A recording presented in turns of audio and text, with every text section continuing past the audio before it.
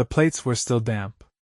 I could feel the warm ceramic against my fingers as I stacked them, one by one, in the cabinet, her wine glass on the counter next to an open bottle of Malbec, half full. She had not even bothered to recork it. That's how careless she was now. Lazy with the lies, sloppy with the details. Amanda always used to be sharp. Calculated. But now she was letting the seams show. I turned off the kitchen light, leaned against the fridge and just stood there. Quiet. Listening. Upstairs, the shower hissed behind the closed bathroom door. She was humming. Off-key, same song on repeat.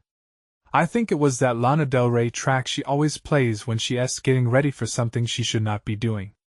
It was Thursday night. She said she had a networking mixer.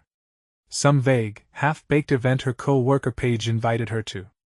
A Paige posted a story from a comedy club in Boulder. Amanda was not in it. She also was not in Denver. She was in my car. That's the twist. My black Hyundai Sonata, which I lent her because her tire pressure light was on and because I was still stupid enough to help her. I had the spare fob. GPS history. Apple CarPlay synced with her phone. She drove 40 minutes out to Loveland. To a cabin. I saw it all. She did not know I checked the glove box earlier that week.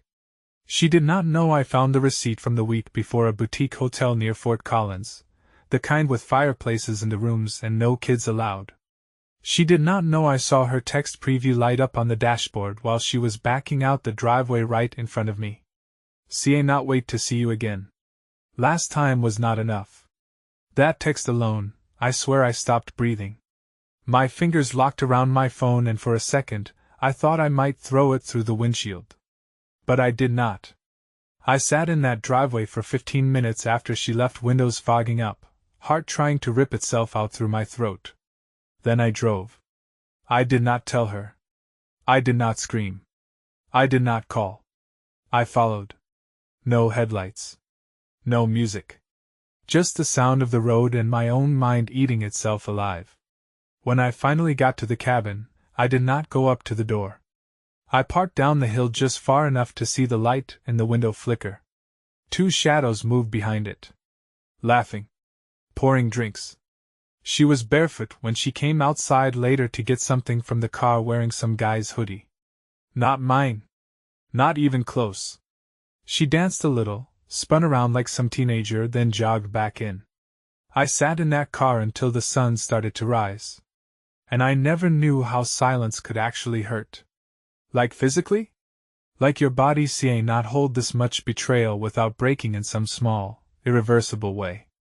And that was just the night before everything hit the fan. You do not even know what she did next. Wait until you hear what she said when I finally looked her in the eye and asked one simple question. Why? I waited 2 days. 2 full days of pretending I did not know.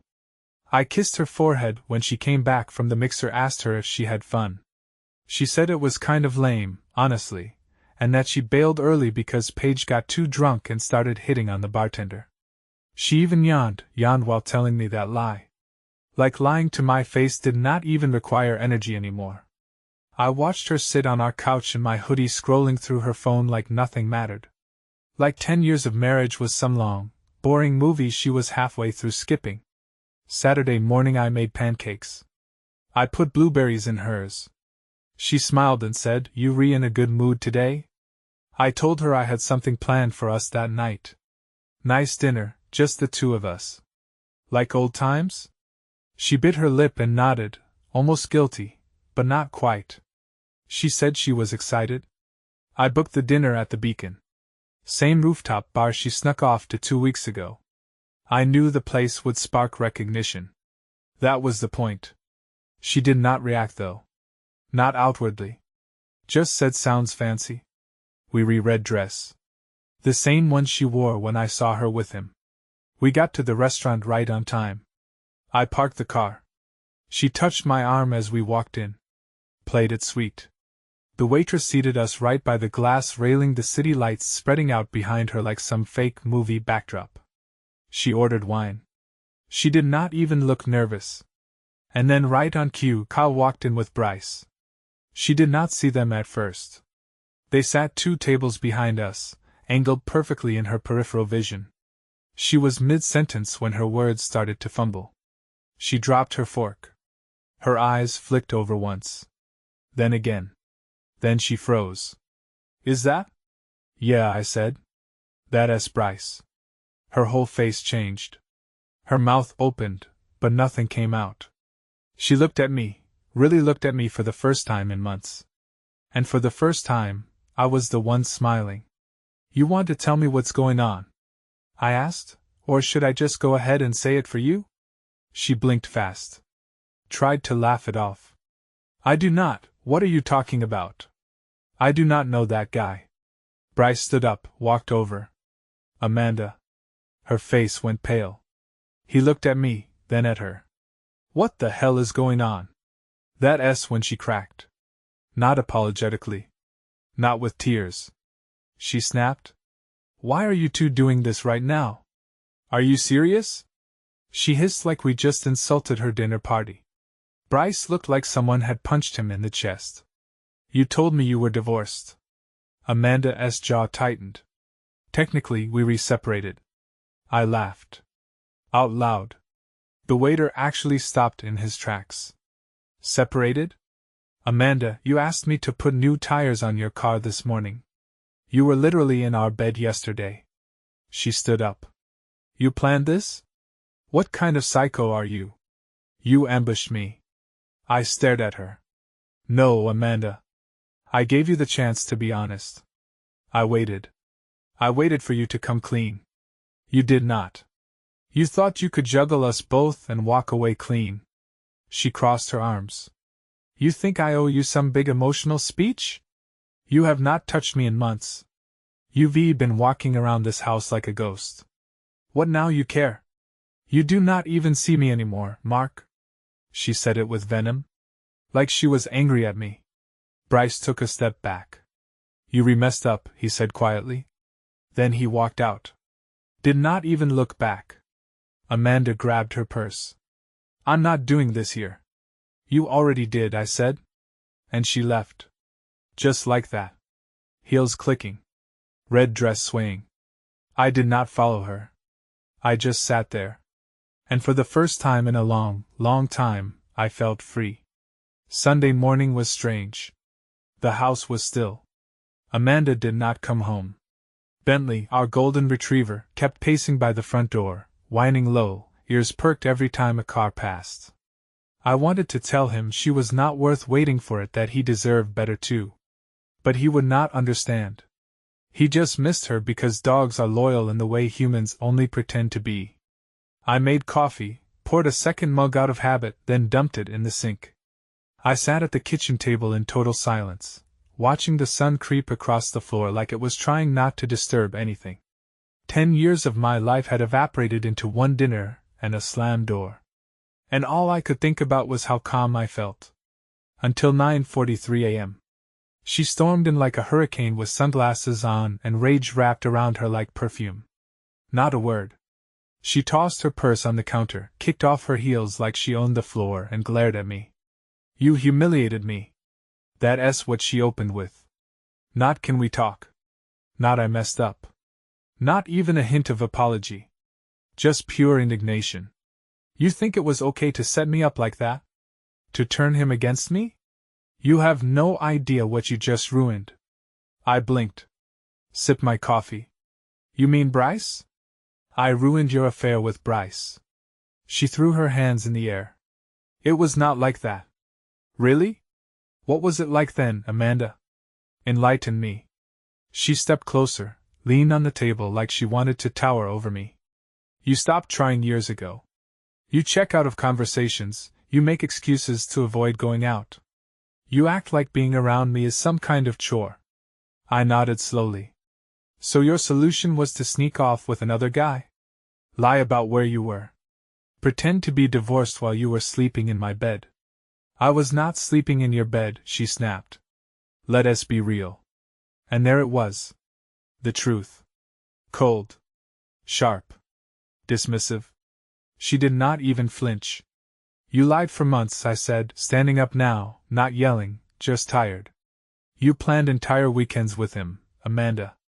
I watched you walk out of this house in my car, in my clothes, living in my life, like you were entitled to all of it and none of the truth.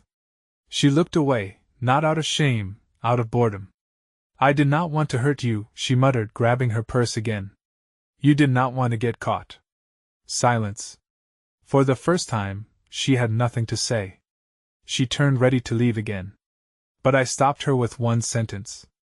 I cancelled your credit cards. That got her attention. She spun around. Excuse me? You heard me. I also locked your access to the joint account. You've got your own checking, right? Use that. You do not get to do that, she snapped. I do when I'm married to someone who thinks being a pathological liar is a lifestyle. She stared at me like she was seeing a stranger. Maybe she was. Maybe the quiet guy she thought would never stand up for himself finally reached the last stop. And then, no lie, she said this. I should have done this years ago. You've always been just there, like furniture. And she left again. But this time it felt different. Final. Let her go. Let her fume. Let her rot in the fantasy she built for herself. I was not chasing her anymore. I was not playing her game. And what happened the next day? Oh, she really thought she was going to flip the script. It was Monday.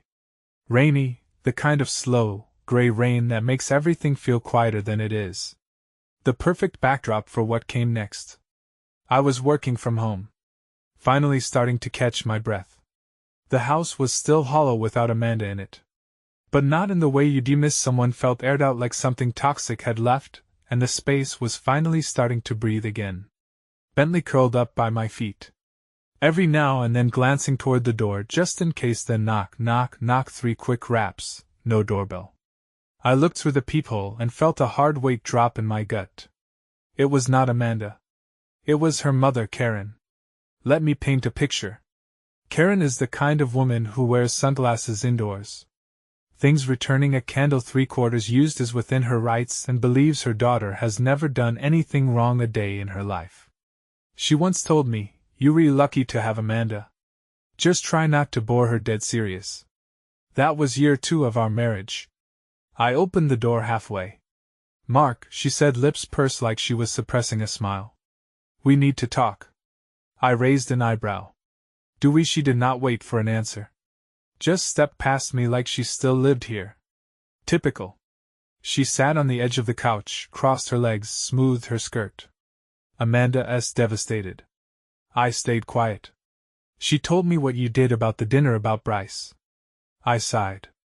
Let me guess. I'm the villain for not letting your daughter cheat in peace. Karen blinked as if offended. I'd say it so plainly. She made a mistake. People do. You've been emotionally distant. She told me that herself, and to publicly shame her like that in front of a stranger. I leaned against the wall, arms folded. You mean the guy she's been sneaking off to meet while pretending she's still working late? She waved a hand like I was overreacting. Affairs are not always physical. Sometimes they're emotional. Oh, it was physical. I cut in. She booked hotel rooms. I've seen the receipts that shut her up for a second. Then she pulled the classic line.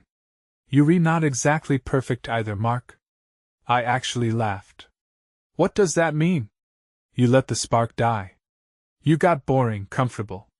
Women need attention. You did not nurture her. There it was. The same twisted logic Amanda used, now repackaged and delivered by the woman who raised her. You know what, Karen? I said, walking to the door and opening it wide. You can tell Amanda that if she wants to come get the rest of her stuff, she can schedule a time and she can bring someone else because I will not be here.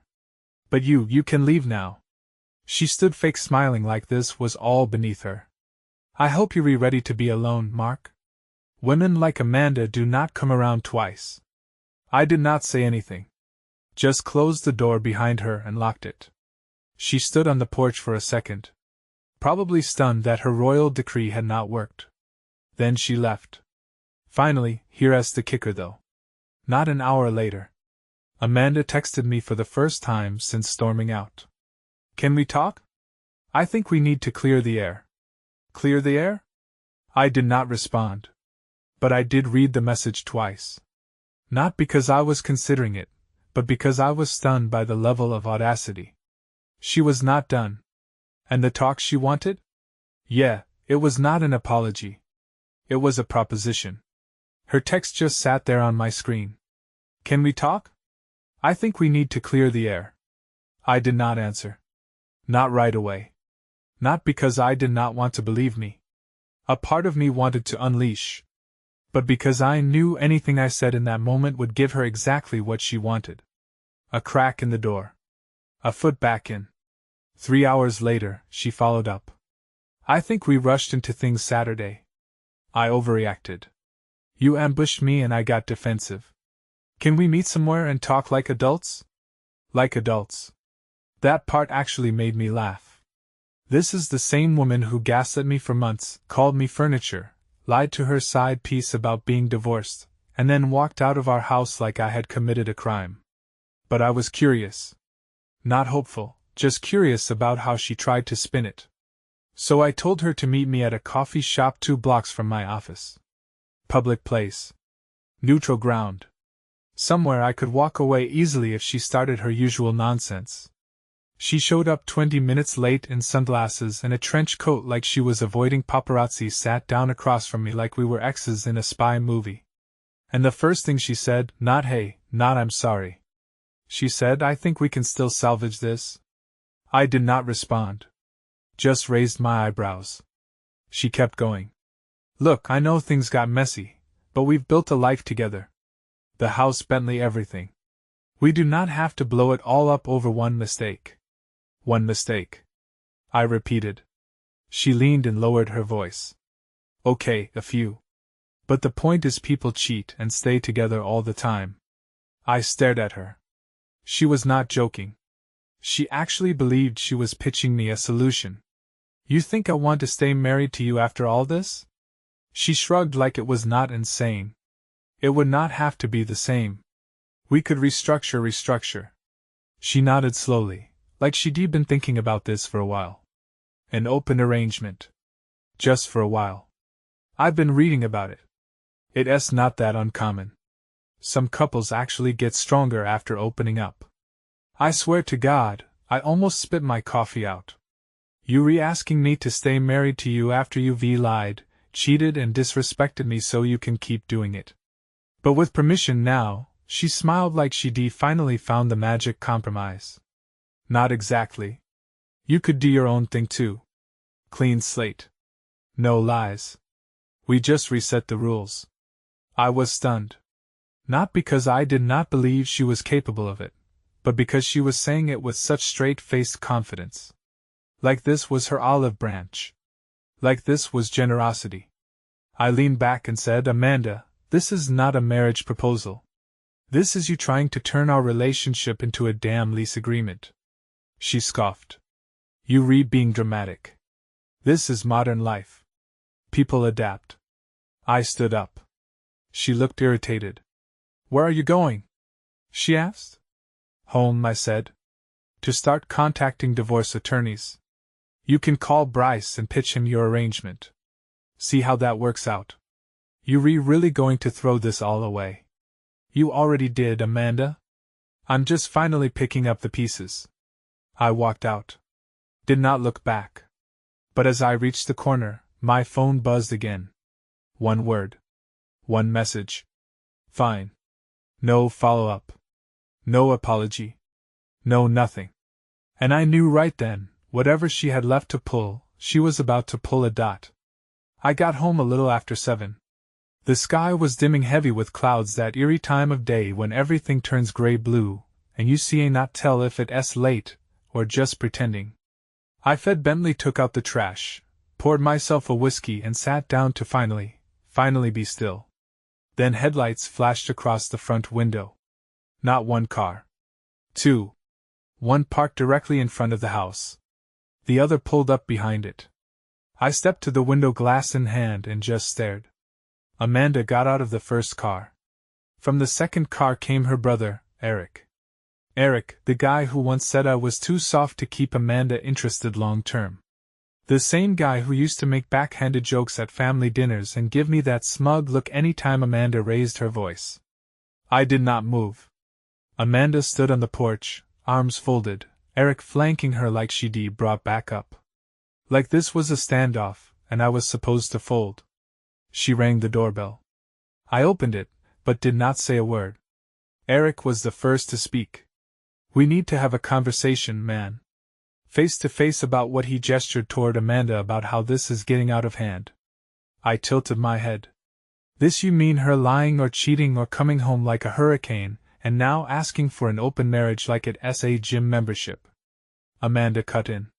You read being vindictive. This does not have to be war. Did you bring your brother to negotiate your surrender?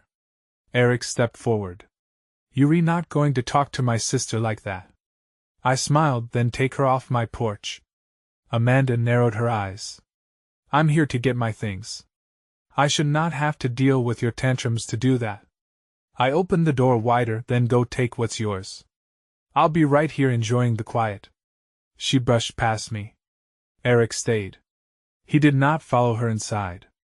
He leaned in just slightly. Look, man, I get it. Yuri pissed. But Amanda's still family. You do not need to drag her through the mud. I looked him dead in the eye. She dragged herself, Eric. I'm just walking away from the wreckage. He scoffed. You think this divorce is going to be clean? I shrugged. She can burn the bridge, but she's not walking back over it. Amanda stomped down the stairs 10 minutes later, arms full of clothes, shoes and random junk that looked like it had not been touched in a year. She did not say a word to me. Not even a glance. She dumped it all in her car, slammed the trunk and got in. Eric turned once more. Hope this makes you feel like a man. I closed the door without answering, but she was not done. Later that night, my phone buzzed again. Unknown number. One message. You do not know the full story. Want to hear what she left out? I stared at it, heart rate picking up. It was not Kyle. It was not Bryce. Different number. I typed. Who is this? 3 dots appeared. Let's just say you're not the only one she lied to. I stared at the message for a long time. You're not the only one she lied to.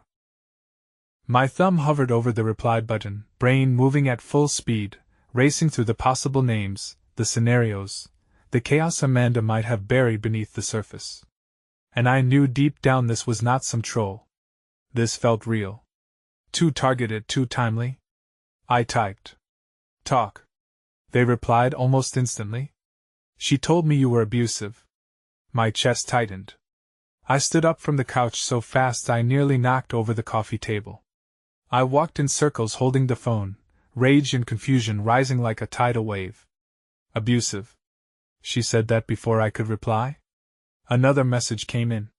She said you were controlling, that you tracked her, went through her phone, isolated her from her friends. I sat back down. My mouth went dry. Who are you? Name's Nate. We met online 4 months ago. I was overseas for work, contractor. She said she was getting out of a toxic marriage that you'd gotten physical with once, said she was scared to leave. There it was. Amanda had not just cheated. She'd rewritten the story, turned herself into a victim, painted me as some monster to people she was trying to impress, seduce, or maybe even secure as a backup. Suddenly it all made sense. The overly dramatic stories she used to tell her friends when she wanted sympathy. The way some of her coworkers treated me like a stranger at her company party. The way Karen, her mom, always made those subtle digs, not because I did anything, but because Amanda told her I did. I replied again. Did you ever meet her in person? Once. 2 months ago. She came to Seattle, stayed a weekend, said she was visiting a friend and snuck away from you. I only just found out she was married yesterday when I found a tag with her full name and looked it up. Found your LinkedIn. I'm sorry, man. I had no idea. I just sat there. Jaw clenched, staring out into the dark.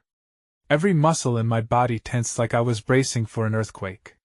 It was not even about the betrayal anymore. It was about the smear campaign she launched behind my back while I was doing everything I could to keep our lives together. She had not just lied to me. She de-weaponized me, built a story around my name that she could throw to anyone when she needed attention or an excuse. And now the wreckage was starting to show up at my doorstep. I typed one last message to Nate. "You're not the one who should be sorry. She's just good at pretending." He responded. "If you want receipts, I have them. Text pics. Voice notes." I told him to send everything he did. The first voice memo started with her whispering. "He thinks I'm at the store. He never asks questions anymore. It's almost like he's waiting for me to disappear." Click next message. "He never touches me. Does not even see me. I could walk out right now and he would not flinch. Honestly, if I cheated, it'd be his fault." Click. My jaw locked. My hands trembled. Bentley rested his chin on my leg. He could tell something was wrong. The final picture broke something in me. Her in a hoodie I did not recognize, sitting on a hotel bed next to Nate, holding a wine glass, looking directly at the camera. Caption: "Starting over never felt so right. Sent him 2 months ago, while I was fixing our gutters. While I was making dinner. While I was paying her damn credit card bills. The worst part. She looked happy. Not guilty. Not scared. Not trapped. Happy. I did not cry. I did not rage. I just sat there and felt a part of me shut down for good. And then I made a decision. The next time I saw Amanda, it would not be to argue or ask why or hear more lies. It would be in court. I served her on a Wednesday. No dramatic build-up. No warning text. No last-minute heart-to-hearts. Just a process server in a gray windbreaker who walked up to Amanda outside her Pilates studio and handed her the envelope with my name on it. It was clean. Quiet. Legal. She called me 17 minutes later. I did not pick up. She left a voicemail, 2 minutes of pure unfiltered Amanda spiraling between fake calm and boiling rage. First 30 seconds. Calm, smooth, like a businesswoman negotiating a contract. "Hey, so I got your little package. I think we should probably talk before things get messy." Next 30 seconds. Defensive. "You know, this is only going to make things worse, right? Lawyers are expensive. We can still be adults about this." Final minute. Pure venom. Unbelievable. "You're actually going to make me look like the bad guy. You want to ruin my life because you could not keep up. Good luck finding someone who'll even put up with you, Mark. You're emotionally limp. That's why I looked elsewhere. That's why I had to." She ended it with, "Let us not do something we'll both regret." I did not return her call. I forwarded the voicemail to my attorney. 2 days later, she emailed me. Not called. Emailed. Subject: Important asset division in house. Body: I think it's best I retain the house. I've already emotionally detached and I know you're not the type to want to keep it after everything. I can buy you out of your share. Or if you prefer, you can move into the guest house behind my friend's property while you figure things out. I almost choked reading it. She wanted to keep the house. The house I paid 70% of that I renovated myself over weekends while she was working late. She wanted to let me figure things out. Like I was the one who lit the match. I did not even respond. I just forwarded that to the attorney to that weekend. She showed up at the house again. No warning. Just bam, bam, bam on the front door like a damn debt collector. I opened it, as ever. Bentley stood behind me, silent but alert. "Why are you answering me?" she demanded, stepping forward. "You're not supposed to be here." "Amanda." "Oh, spare me the tough guy act, Mark. You think this is you taking control? It's pathetic." I crossed my arms. "No, what's pathetic is you rewriting reality and expecting people to go along with it." She scoffed, glancing around the house like she was checking for damage. "You know what? Fine. Keep the house. You'll ruin it without me anyway. Just do not come crying to me when you realize no one else wants you. And then she hit me with it out of nowhere. Like a last-ditch missile. I'm pregnant. My heart dropped. I did not move for 5 long seconds. I just stared. What she looked me dead in the eyes. I'm pregnant. It's yours. But something was off. The timing per face. The way her voice did not crack, did not tremble like someone reciting a line they de-rehearsed too many times. When were you planning on telling me? She shrugged. I did not know how you'd react. I figured this might change things. I took a slow breath. Is it mine? She hesitated just to be too long. Yes. But I saw it. That flicker.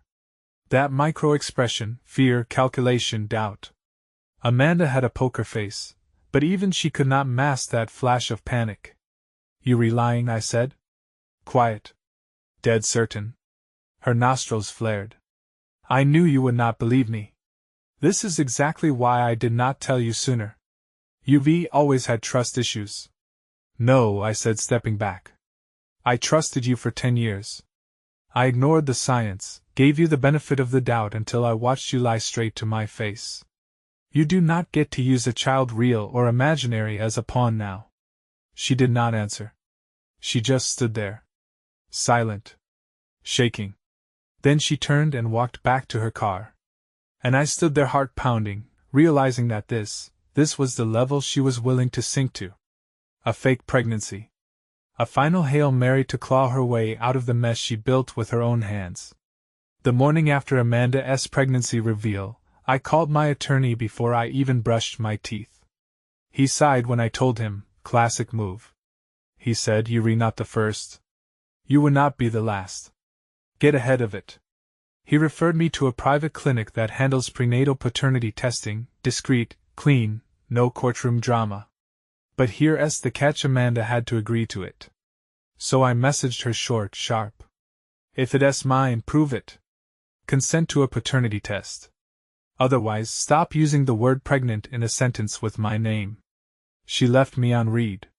2 days later, she responded, I'm not jumping through hoops to satisfy your paranoia. I know what I know, right? The moment she refused, that told me everything. And then the rumors started. Amanda went into PR mode. I started getting messages from mutual friends, people who had not checked in for years, suddenly reaching out like they were concerned. One even asked me, is it true you cheated first, and now you're retrying to frame her? I laughed so hard I nearly dropped my phone. She was rewriting the story again, telling people I was the one who emotionally abandoned her, that I weaponized lawyers against her the second she told me she was expecting, that she was scared of me, that I manipulated her into silence. It was disgusting. But it did not surprise me anymore. I stopped expecting truth from her. She was a sculptor now, shaping a version of herself out of lies and serving it to anyone who still wanted to believe the old Amanda existed. And then came court. Pre-trial conference. Basic property split routine until she walked in dressed like a goddamn widow, black dress, no makeup, hair down like she was in mourning.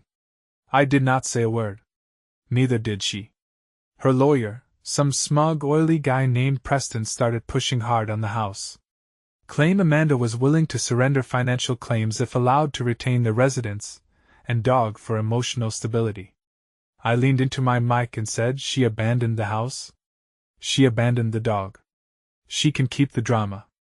I'll keep the keys. Preston adjusted his tie and muttered something about emotional abuse, trying to build a narrative. My lawyer shut it down fast: receipts, timestamps, Nate's messages, Bryce's testimony, even the voice memos. Amanda sat there stone-faced, not a flicker of emotion. Just cold. Like she was trying to survive the fire she lit herself. But she was not done. The final week before the hearing, she pulled her less stun. I came home one night to find a box on the porch. No label. No note. Inside. A pair of baby booties. A printed sonogram photo. A single pacifier. All fake. The sonogram had no name, no date, no hospital. Google image search. Found it on a stock photo website. That was it. That was her last grenade. A desperate final bid for sympathy or leverage, hoping maybe I'd flinch, that I'd break, that I'd cave. I did not. I submitted the evidence. Let my attorney handle it. 2 days later, her lawyer pulled out of the case. Quietly. She showed up alone at the final hearing. Did not speak. Did not cry. She signed the divorce papers in silence. I walked out of that courthouse feeling empty, but not in a bad way. More like a room after a storm. Windows blown open. Everything soaked. But the air finally clear. Amanda. She walked the other way. She did not look back. It's been 4 months since I walked out of that courthouse, papers in hand, name legally unchained from Amanda for the first time in a decade. I wish I could say I celebrated. I did not. There was not a party. No drinks with the boys. No new chapter speech posted on Instagram. Just me standing on my front porch with Bentley at my side, watching the wind move through the trees like it was trying to erase everything she touched. And maybe it was the house does not feel haunted anymore. I painted the walls, took down the framed photos she left behind. The ones I realized were more decoration than memory. I boxed them, taped it up, and drove the whole thing to a donation center. They asked if I wanted a receipt for tax purposes. I told them I did not want anything back. I kept the dog. I sold the bed. I rebuilt my routine from the ground up, started running again, actually cooked, not just reheated leftovers while she scrolled on her phone, picked up woodworking on the weekends, something I always said I'd try but never had time for. Truth was, I did not have space. Not with her in it. Bryce messaged me once. Just once. He said I did not know. I hope you're good now, man. I said I am. As for Amanda, last I heard she moved in with a friend or maybe a cousin. Rumor is she's still telling people she left me because I was emotionally unavailable. Maybe she believes it. Or maybe she just needs the story to make sense for her. Either way, I do not care. I do not wish her well. I do not wish her hell either. I just do not wish anything anymore. And that's the part one never understood until now when people say you heal. They make it sound like some perfect state you arrive at, like everything resets. It does not. What happens is you stop rehearsing it. You stop playing the fight over and over in your head. You stop rewriting what you should have said. You stop waiting for the apology. You stop meeting it. Betrayal does not leave like a thief in the night. It's more like rot, slow, quiet, and hungry. And by the time you notice the damage, you realize it's deeper than you thought. But rot can be cut out. Replaced. Reinforced. That's what I've been doing. And if you're still with me, if you read through this whole insane unraveling, here's the only advice I've got. If someone shows you their true face, believe it. Not the one they wear at parties.